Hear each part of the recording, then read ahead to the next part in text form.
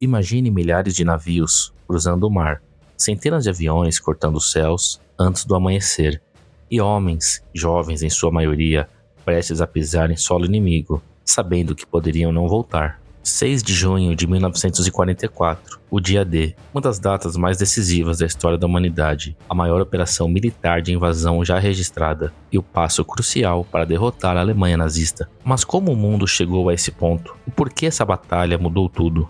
Durante os primeiros anos da Segunda Guerra Mundial, Hitler parecia imparável. A França caiu, a Polônia foi esmagada, a Noruega, a Bélgica, a Holanda, todos sob domínio nazista. Apenas o Reino Unido resistia, ilhado e sob ataques aéreos. Do outro lado do mundo, o Japão atacava o Pacífico, até que em 1941, Pearl Harbor foi bombardeado e os Estados Unidos entraram na guerra. Enquanto isso, a União Soviética, também sob ataque alemão, enfrentava o conflito mais brutal do século no fronte oriental. E foi nesse contexto que os aliados entenderam uma verdade simples. Para vencer Hitler, era preciso abrir uma nova frente na Europa Ocidental, na França ocupada.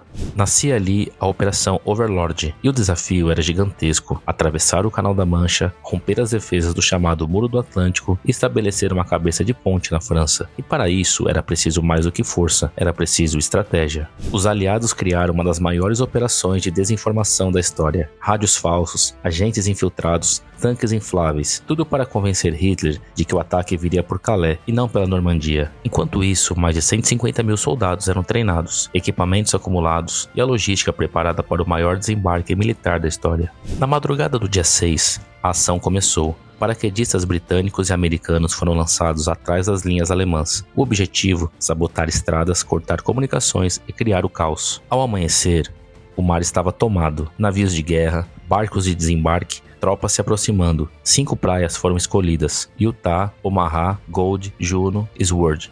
Utah havia um desembarque mais tranquilo, mas Omaha Beach se tornou um pesadelo. Ali os alemães estavam preparados: metralhadoras, minas, obstáculos antitanques. A resistência foi feroz. Centenas de soldados tombaram nos primeiros minutos. A água salgada se misturou com o sangue, mas mesmo assim, eles avançaram. Os canadenses em Juno e os britânicos em Gold e Sword também enfrentaram duros combates, mas a determinação foi maior que o medo e a praia foi conquistada.